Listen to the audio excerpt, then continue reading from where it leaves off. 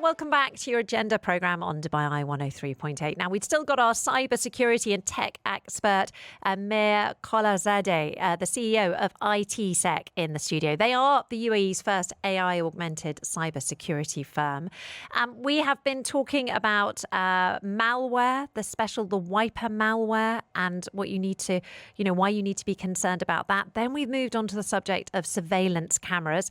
And Amir, you slightly scared the life out of anyone who's got a security camera at the moment by suggesting that often the systems aren't maintained properly and therefore people can hack into those systems and have eyes on the ground. Correct. And of course, that is a security concern in this day and age, these weeks and age. What can people do about it then? Fantastic question. Let me start with just giving a scenario. Even in a corporate structure, this happens. We currently have clients that we're actually actively working on this, that someone or the people that are using the CCTV are zooming into workstation and seeing what people are typing. It's a violation of privacy, and that shouldn't be happening. So we're working with companies as well. But if let's say for our residents, is that if you have I'm going to use myself as an example. In my villa, I've got four cameras, and it's got they're all online, they're on the cloud. Okay, so changing the default password is one of the most important things. Okay, if the service that you're using allows you to buy a storage, make sure you do that. Okay, protected storage.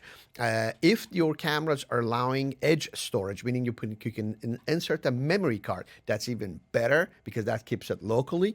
Change the password and ensure that your internet is safe. That's the basic thing you can do, right? So 99%, and they're patched up and updated. That's what's one of the more important things.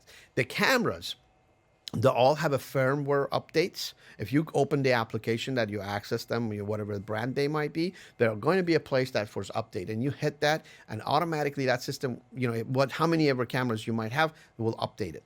Patching the cameras, updating the system files in them, and changing the default password, and make sure it's a tough password. 99% will protect you. The issue is cameras.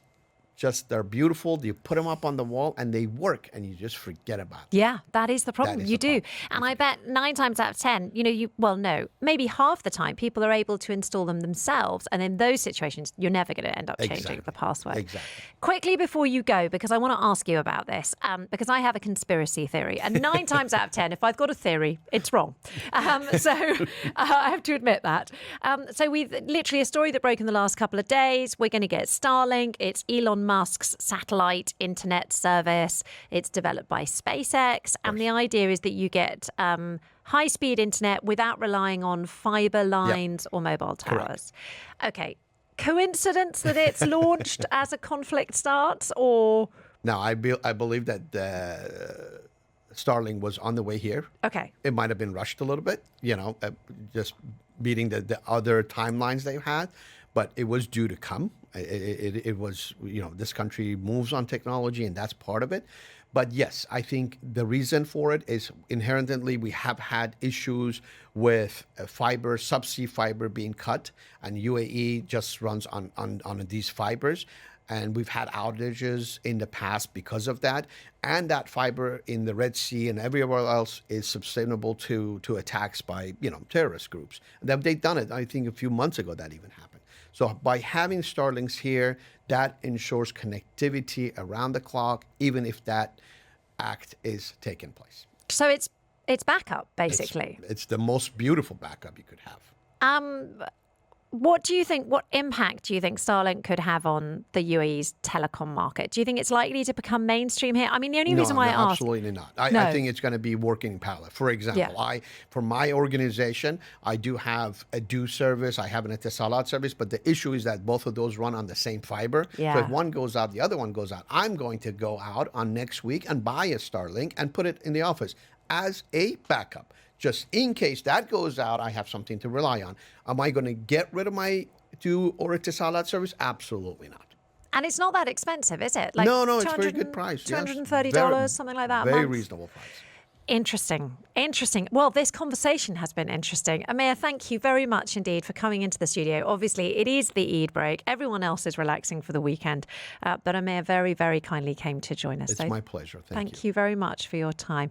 The voice there of Amir Kolazadeh, who is the CEO of ITsec. They are the UAE's first AI-augmented cyber security firm.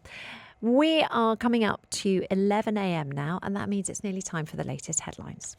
There's more to come on the agenda. On the UAE's #1 talk radio station, Dubai Eye 103.8.